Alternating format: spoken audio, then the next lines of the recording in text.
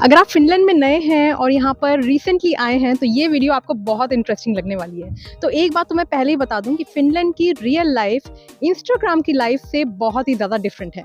यहाँ पर northern lights के अलावा और भी बहुत कुछ है जो कि आपको सरप्राइज़ या शॉक कर देगा।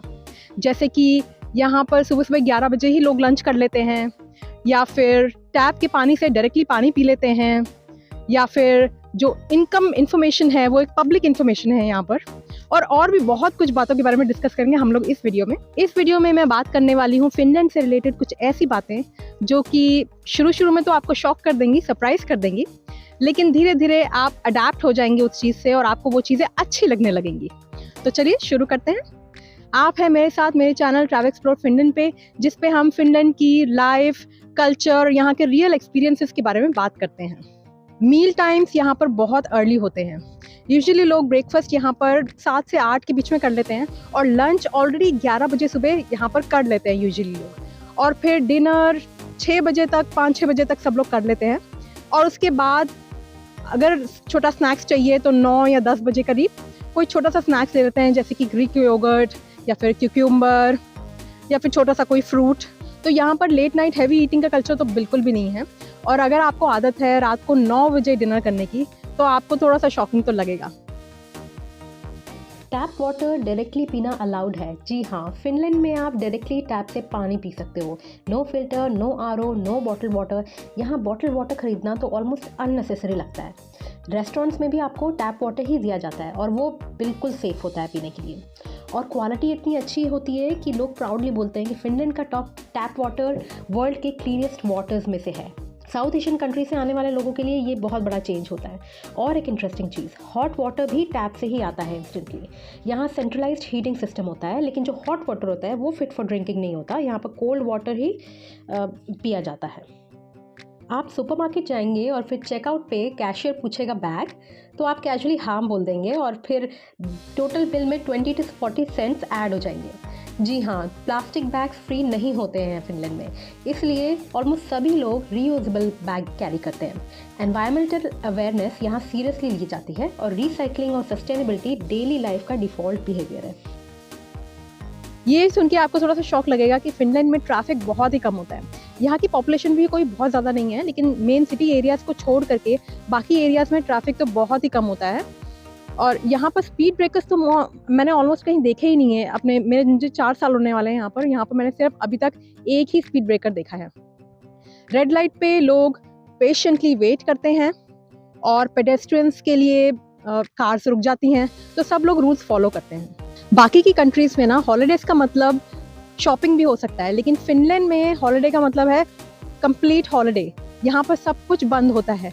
इवन मिड समर योहानुस के टाइम पे यहाँ पर सब कुछ बंद होता है। ग्रॉसरी शॉप्स भी एक टाइम के बाद बंद हो जाती हैं। तो holiday means a proper full break. लोग अपने समर कॉटेजेस चले जाते हैं और लेक के पास, फॉरेस्ट के बीचों बीच अच्छा टाइम स्पेंड करते हैं। यहाँ पर नेचर के पास रहना एक कल्चर का एक पार्ट माना जाता है, और जो वर्क लाइफ बैलेंस है that is for real. Sundays is super quite. Sundays को स्ट्रीट काम होती हैं, लिमिटेड स्टोर आवर्स होते हैं, शॉप्स लिमिटेड आवर्स के लिए खुली रहती हैं, कोई लाउड मार्केट वाइब नहीं, family day, rest day, no chaos.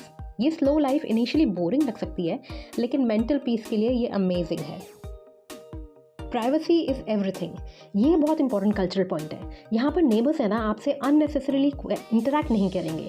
यहाँ पर नेबर्स बिना इन्फॉर्म किए घर भी नहीं आते। लोग पर्सनल क्वेश्चंस नहीं पूछते। कोई आपका सैलरी, मैरिज प्लान्स या पर्सनल लाइफ नहीं पूछेगा। साइलेंस ऑकवर्ड नहीं होती। बस स्टॉप पे यहाँ पर लोग चुपचाप एकदम खड़े रहते हैं। ये कोल्ड बिहेवियर नहीं है, ये रिस्पेक्ट है। प्राइवेसी को रिस्पेक्ट करना कल्चर का पार्ट है। रात को 10 बजे के बाद नॉइज़ अलाउड नहीं होती है यहाँ पर।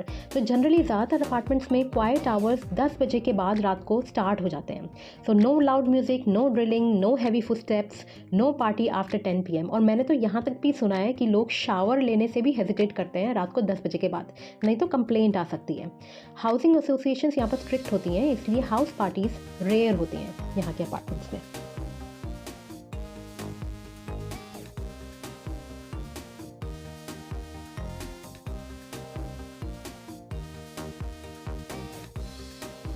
फिनिश लैंग्वेज में प्लीज़ का डायरेक्टली कोई इक्विवेलेंट वर्ड नहीं होता।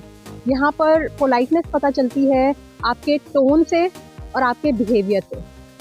और अगर आपको ये लगे कि कोई बहुत डायरेक्ट बोल रहा है तो वो रूड नहीं है, ही और she is just direct. Public में बर्ड्स और एनिमल्स को फीड कराना स्ट्रिक्टली मना है।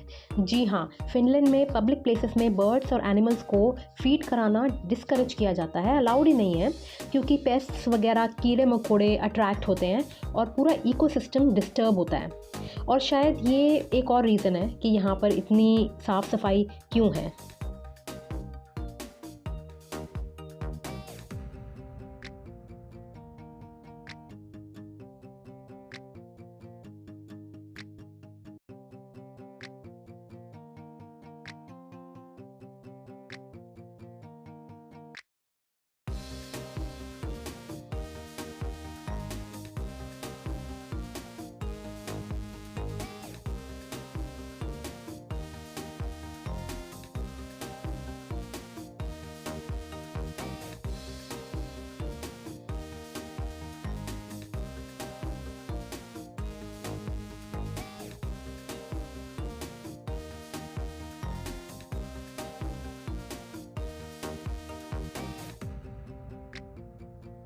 फिनलैंड में आप ये बोल सकते हैं कि गर्मियों के तो यहाँ पर 2 या मुश्किल से 3 महीने होते हैं, लेकिन सर्दियाँ यहाँ पर लंबी होती हैं 8-9 महीने तक, और नवंबर बहुत डार्क होता है।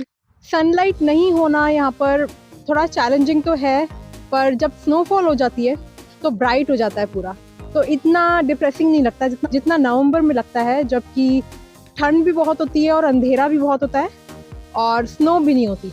ओवरऑल यहाँ पर विंटर्स की वजह से रहना मुश्किल हो सकता है शुरू में, लेकिन यहाँ पर इंफ्रास्ट्रक्चर इतना अच्छा है और कपड़े यहाँ पर इतने, शूज़ वगैरह सब कुछ इतने अच्छे मिल जाते हैं कि यहाँ पर रहा जा सकता है।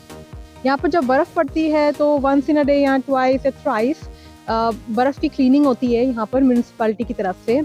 तो ओवरऑल विंटर्स में यहाँ पर रहना मुश्किल तो है थोड़ा ठंड की वजह से, लेकिन यहाँ पर इंफ्रास्ट्रक्चर ही इतना अच्छा है, इतना सपोर्टिव है और कपड़े भी इतने अच्छे मिल जाते हैं, शूज़ वगैरह, कि यहाँ पर रहा जा सकता है। जब भी स्नोफॉल होती है यहाँ पर स्नो क्लीनिंग के बाद ग्रेवल बिछा दिए जाते हैं ताकि यहाँ पर कोई स्लिप ना हो जाए।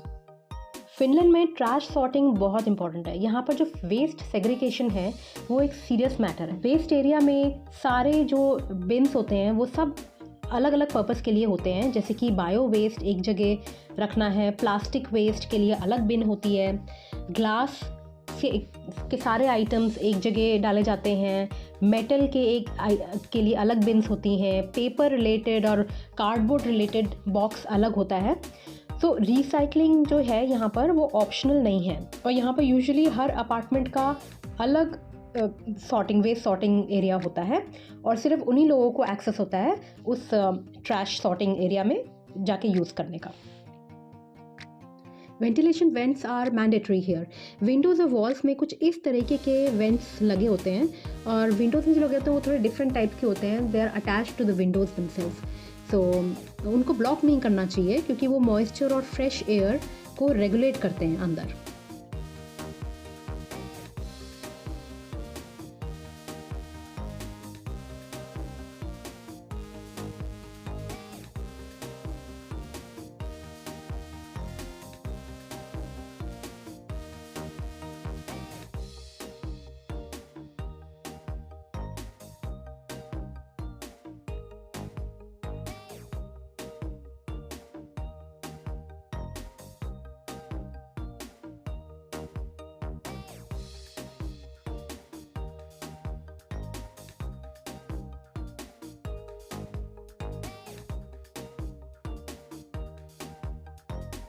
Smoke detectors are mandatory here in Finland.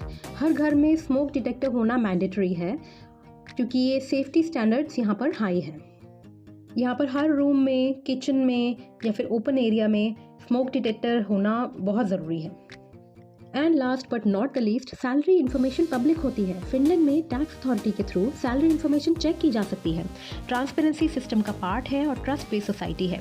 तो आप वेरो के ऑफिस जा करके या फिर तो ये इन्फॉर्मेशन चेक कर सकते हैं या फिर फ़ोन पे भी ये इन्फॉर्मेशन रिक्वेस्ट कर सकते हैं। उसके लिए आपको सिर्फ बेसिक इन्फॉर्मेशन बतानी होगी, जैसे कि जिसका सैलरी पता करनी है उसकी नाम या फिर बर्थ ईयर या फिर म्यूनिसिपैलिटी ऑफ रेजिडेंस। तो कहा था ना मैंने कि यहाँ पर फिनलैंड में नॉर्दर्न लाइट्स के अलावा और भी बहुत कुछ है जो कि या फिर तो आपको शॉक कर देगा, सरप्राइज कर देगा, लेकिन बाद में आप उसके साथ बहुत एडजस्ट हो जाएंगे and you will begin liking it. तो ये थी फिनलैंड से जुड़ी हुई कुछ रियल बातें। मुझे कमेंट करके बताइए कि आपको कौन सी बातें शॉकिंग लगी, कौन सी सरप्राइजिंग लगी और कौन सी बातें फिनलैंड के बारे में आपको अच्छी लगी। तो मिलते हैं नेक्स्ट वीडियो में। Bye bye.